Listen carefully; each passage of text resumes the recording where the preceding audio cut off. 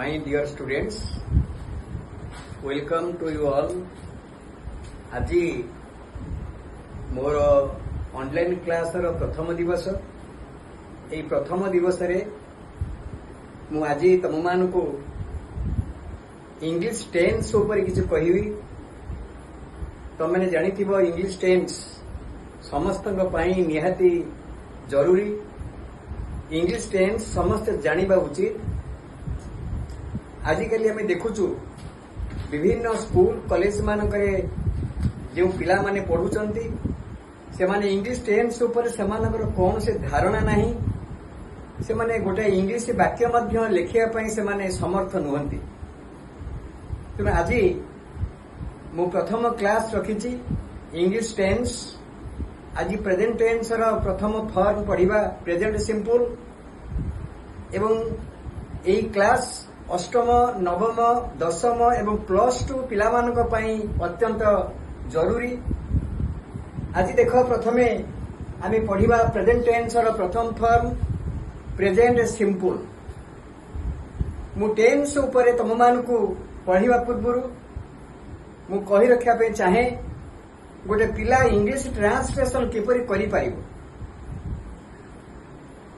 Tense अर्थ होची translation अर्थ होची वाक्य गठन फॉर्मेशन ऑफ द सेंटेंसेस।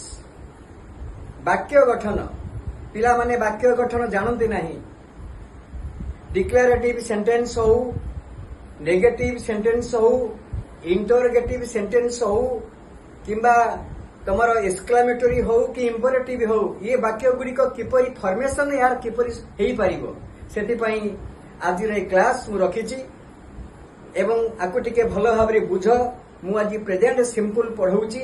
ये प्रेजेंट सिंपल फॉर्म जितेबाला पढ़ेबी मु 3 प्रकार वाक्य गठन तुम मान आगे उपस्थापना करी।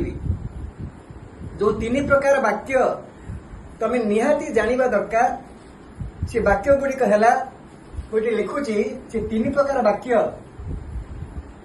एक रहउची डिक्लेरेटिव सेंटेंस।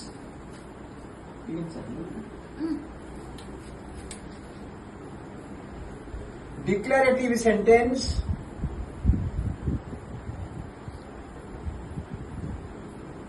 डिक्लेरेटिव सेंटेंस जार ओडिया होची आस्तिवाचक वाक्य।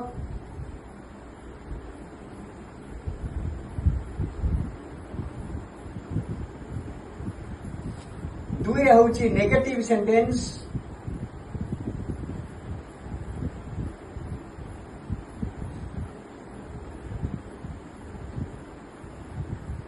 नास्तिवाचक वाक्य।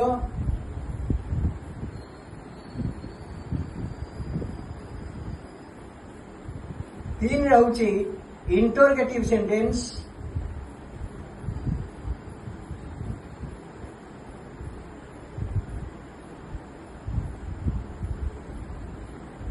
प्रश्नवाचक वाक्य।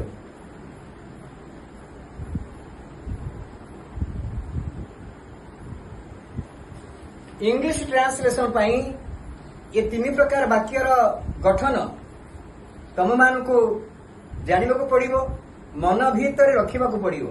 ये वाक्य मानकर गठन तुम मान के जान मु जापारी अधिकांश स्कूल कॉलेज मानक पिला माने ये सब जिन जानते नहीं। से ठीक भाव में वाक्य गठन करि पारंती नहीं। जहा फल से इंग्लिश संपूर्ण भाव में दुर्बल अटंती। तेणु गोटे पिला किपरि भाव में आमे आगो को नहीं परिबा। पिला माने किपरि भाव में इंग्लिश ग्रामर रे भलो करि परिबे। पिला माने किपरि इंग्लिश ट्रांसलेशन करिया पई समर्थ हेई परिबे सेति पई एक सहज उपाय रहिछि, एक सहज बाट रहिछि, एक सहज दिग रहिछि। जो सहज दिग मु तुम मान आगे उपस्थापन करुची। यही सिस्टम रे जदि तमे पढ़िबो तमे देखिबा तमे अनुभव करिबो जानि परिबो जे इंग्लिश ट्रांसलेशन तुमको सहज लागिबो।